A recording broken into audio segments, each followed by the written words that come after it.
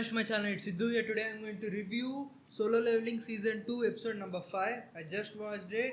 It is fresh out of my mind. I have written all of my favorite moments to discuss with you guys here.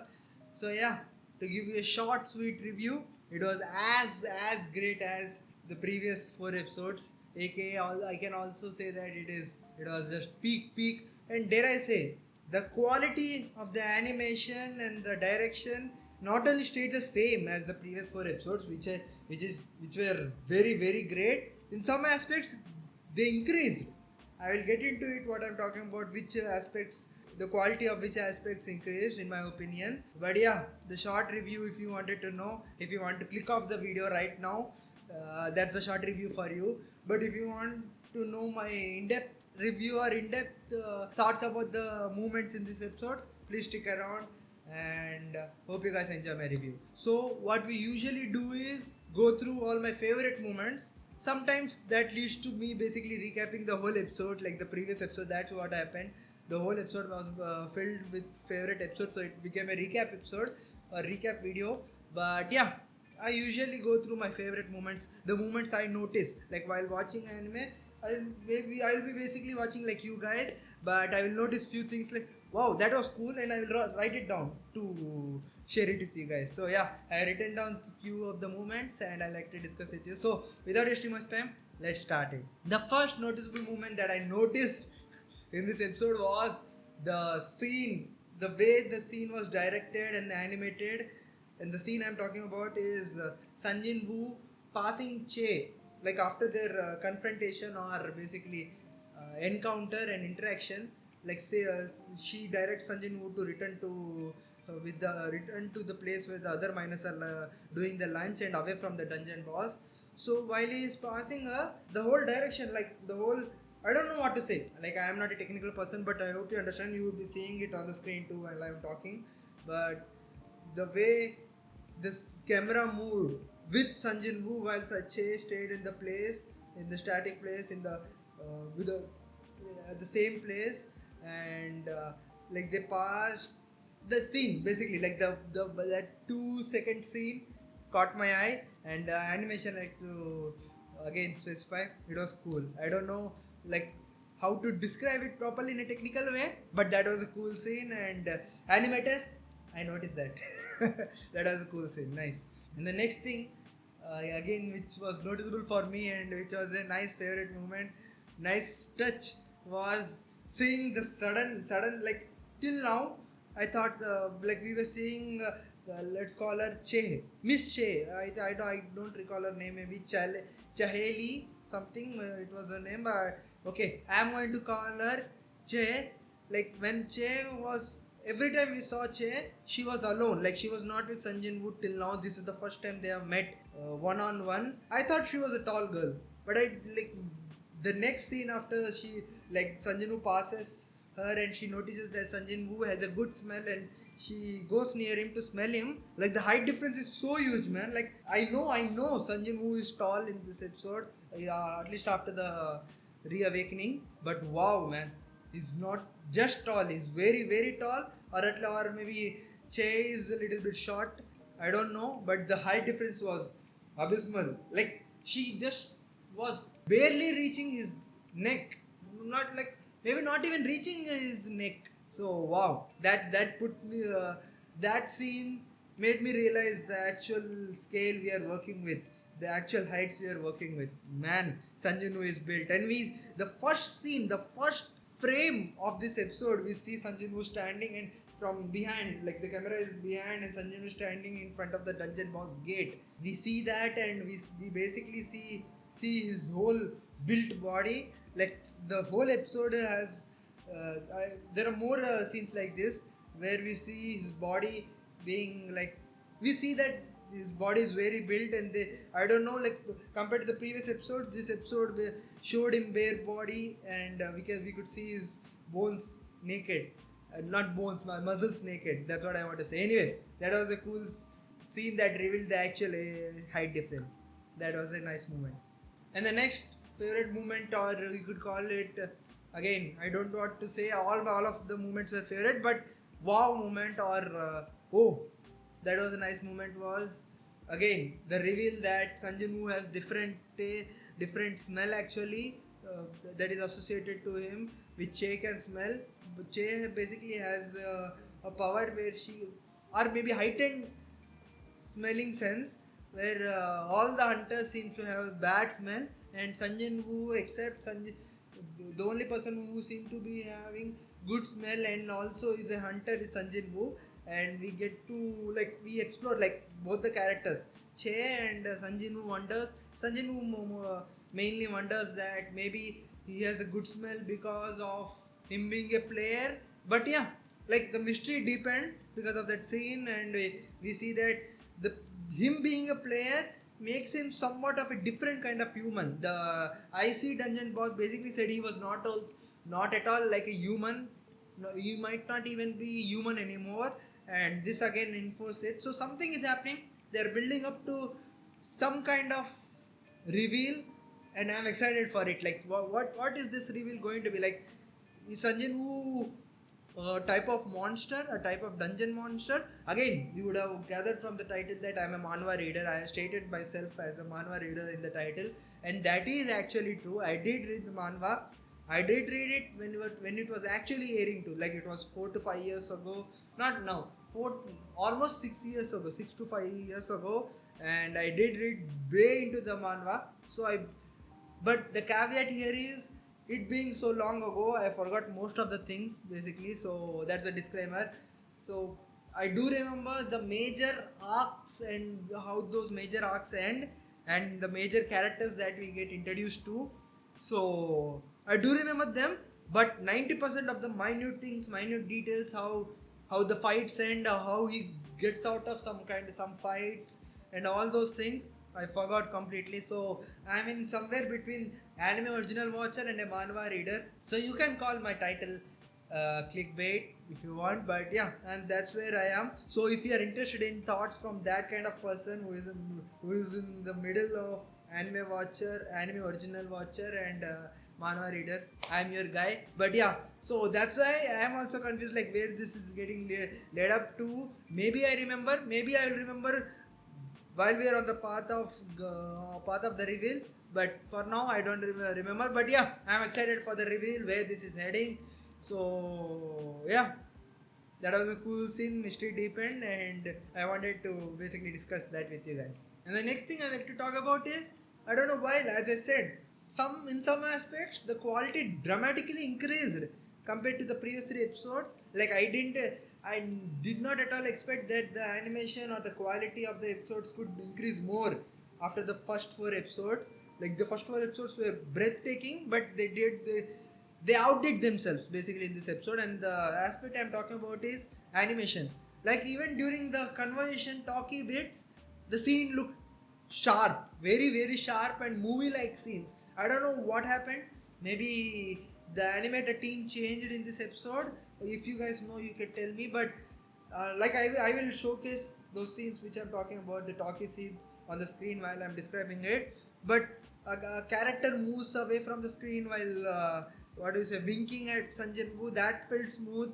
The talkie scenes, the mouth moving, I don't know, like, maybe I am imagining it to be some kind of more crisp or more sharp animation than the previous episodes. But this episode really made me feel like something, like it made me sit up, like come forward and notice the animation. I don't know why. Like, of course, the previous episode's animation again was top notch. This episode, I don't know, the animation felt sharp, the contrast felt sharp, the details felt sharp.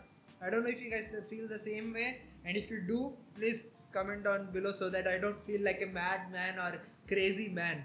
So yeah, and I'm going to mention this animation being sharp a lot of times in the videos, because lot of times in the video, further into the video, because there are a lot of scenes where I notice, like, wow, the animation is popping off. So yeah, we'll get to it when those scenes come. I'm going in a chronological order of the episode, the scenes I'm covering the scenes that I like. So yeah, that was a cool scene. And another cool moment, another wholesome moment, was when Sanjin Woo was coming back to the job on the second day, and all the workers there welcome him, and so he remembers the episode 1 and the first few moments of the episode 1 when he was still the weakest hunter in the world, E rank hunter, and he was coming to the job site, and everyone was saying, "Come on, Sanjay Woo!" Like even though they hated him, not hated him, like felt he was very weak, they welcomed him, and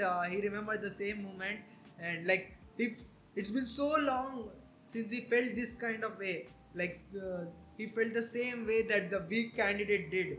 Even though this is a wholesome scene, not like any weakness or something, him remembering his weakness or something. But yeah, it was a cool, funny, sweet moment. That's all I want to say. Nothing much to say. Now again, we come back to the scene, the aspect of the story that Solo Leveling does best, and that is the action scene, the animation scene. Again, the fight scene, and Sanjay Woo was not even involved in this fight scene. The fight scene I'm talking about is the secondary team fighting with the Jackals, with Sanjay Woo accompany them because they are one less carrier shot. So Sanjay Woo accompanies them, and Sanjay Woo does not even participate in this fight, but the each and every member participating and showing off their powers. The whole scene felt like movie level animation scene, like the direction, the animation, again the contrast, the bright and colors and everything. I don't know, again, please, am I just rambling like a madman, or you guys felt the same thing? Please, I want someone to justify my claims, because I really felt some kind of difference between the previous episode's animation, which was sharp too, which was great animation, but this animation felt something different. As I said, movie-like animation. I don't know what I'm talking about, but that's what I felt, and I wanted to share it with you guys. You guys would have been seeing while I'm talking. You guys will be seeing the scenes on the screen. So hope you guys notice what I'm trying to say. But yeah, that was a cool and action scene, and I thought that's where they're going to end this action. And what I want to say is basically that's where the action is going to end, and we won't be getting any more action scenes in this episode. But no, we are going to get, as you guys would have already known, if you guys are watching this review, we are going to get a cool ass action scene further into the episode, which I'm going to talk about. But yeah, so cool. The animation studio, the animators are doing a great job. I hope they guys are going to their homes, to their families, and not stuck in the job in the office, hopefully. But yeah, that was a nice scene. So yeah, as I said, the action scene doesn't end there, and we find out that these dogs are nothing but C-rank dogs, and they are being domesticated by a higher orcs. So higher orcs attack, and the secondary team almost starts getting annihilated completely, and one of the team members' hand gets cut, and I was like, Sanjay Woo, come on, help them! Like, why is he has not started helping them before his hand got cut? Of course, like the healer comes in and heals his whole hand, and his whole hands get regenerated. So no loss. But what if, like, did Sanjay Woo knew that the healer could do that? Like, maybe of course he could have known because of his higher perception or something. But I was like shocked, like, wow, Sanjay Woo let his arm get cut off, even though he could regenerate it.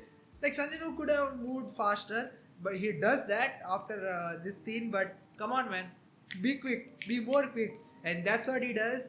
He's so quick that the whole scene, like the healer after healing that guy and regenerating his whole hand, she looks back, she sees a higher orc standing behind her, and basically accepts that she is going to get killed. So she closes her eyes and opens her eyes, and sees the higher orc getting strangled basically by Sanjay Woo, and he does that without anyone noticing. Like, he's invisible. Like, of course he's an assassin type, so and that's nice to see. Like, it's been so long since we have seen properly his assassin powers. Like, he has been using his Arise and Shadow power, Necromancer power for so long that I actually forgot that he's an assassin type. and we see he's properly using his assassin power and moving without anyone noticing. So yeah, that whole scene of him of the healer closing eyes and opening and seeing the hierarch struggling, basically being strangled by Sanjin Wu. Cool scene. Cool way to portray that scene. That's what I'm going to say. The direction, the hyping up. That's all. That's all. And actually that's not all. That's not where I want to end talking about that scene. The whole scene about him helping the secondary team without them noticing. Again, they did a great job with the direction, with the visualization of the scene. Like him moving in after images and basically like for us, like for the like we see the POV of the secondary team too, like they see just the cuts appearing on the enemy's bodies and they don't understand what's happening, why are they suddenly weaker, and they slowly starts defeating the hierarchs and feeling good about themselves.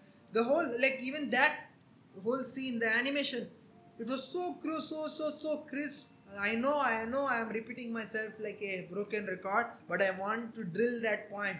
This episode's animation felt sharp and bright and all those things for some reason compared to the previous episodes. I don't know why. I don't know why they spent that much. If they did, if the animation is actually different and sharper, I don't know why they felt spent that budget, because this episode did not contain any huge like finale type of episodes. Like I can understand if this episode was finale and they spent the whole budget, like more of the budget, but I don't know why. This is so random. Like this episode felt so high quality randomly compared to the other episodes. Again, comparatively, very well done. The whole direction and even the secondary team, when they start seeing that these guys are getting weaker, the way they kill and the whole kill animations, like one girl punches and the orc gets a hole in his stomach, other one slashes and all those things. Beautiful. And again, Sanjin Wu moving like an assassin with the after images, brilliantly done. And we think that okay, Sanjin Wu did all of this without these NPCs knowing anything, finding out anything. Again, a hero movement, superb, all those things, fine. But the next scene we find out that was a cool scene. Again, we find out that one of the magic caster did notice Sanjin Wu stealthing around the whole battlefield and helping them. She decided to keep quiet because she understands this. There might be some reason he is hiding his power and doesn't want to tell the whole team that he can do this. He is the stealth type and everything. But yeah, that was a nice portrayal of other characters. Like the other characters are not dumb. Like this is a very highly qualified team of B rankers, A rankers and everything. So like these are not like any weak side characters. Like they are capable people, and the magic caster noticing that was cool. Like it, I don't know what to say. Like it's, this is the best I can describe it. It solidified or it made the anime world building legit. The world building I'm talking about is, I felt like this is not a fan service anime, fan service story. I know most people think that solo leveling is a fan service story. I do understand their criticism. Like of course, like everything that is happening is basically to hype up the main character and hype up the Sanjin Wu. But like in that moment when she noticed that Sanjin Wu used the stealth power and most of the other people did not notice, it felt authentic. Like I felt, oh wow, okay, yeah, these are also characters. They have also powers. These guys are also competent enough. They're not just they're not just there to service Sanjin Wu in a way, in some way. I don't like. Hope you guys understand what I'm trying to say. It added a little bit of more dimensional nature to the story. Like it's not one dimension only for Sanjin Wu. Like of course the other characters are worth it too. Other characters are competent humans too. That's what I noticed. That's what I got from it. That's what I liked about it, and I noted it down in the notepad, and here I'm discussing it with you guys. Hope you guys understand what I'm trying to say. It was cool. It was that scene. I enjoyed it. I enjoyed the writing there too. Yeah. After that, the scene that I liked most or got surprised about was the hierarch actually, like, first of all, the whole scene about them, like more hierarchs enter and the gates entry is sealed off. So the Hierarchs enter, and one of the Hierarch comes to the captain, and first of all, glitches completely. The whole, like, it was so eerie. The music helped too. Like the music enhanced the mood, which was very very tense. So the music, like I was scared for the captain. Like any second his head can get chopped off or get blown off or anything. But the captain stood strong, stood brave. Again, nice, like adding more dimension or depth into the characters. That was nice. But yeah, in them glitching, the head glitching, and basically the boss speaking through the hierarch in human language. That was shocking. I don't remember any other demon doing that till now. At least to the other, like maybe Sanjin Wu can talked once with the other demons, but it was in their own languages. Like this hierarch or the boss could speak in the human language. Wow, and he took control of one of the hierarchs. Wild shit. So yeah, that was that, like that made me get hyped up basically, and it made the story deep. Like something is happening, something is different here. Like of course, why are there's so strong enemies in an A rank dungeon? Like it's not a red gate dungeon, but the enemies feel like a red gate dungeon. So something is wrong, something is different here, but still them speaking in human language, it felt eerie, very eerie. And the music, the animation again, top notch.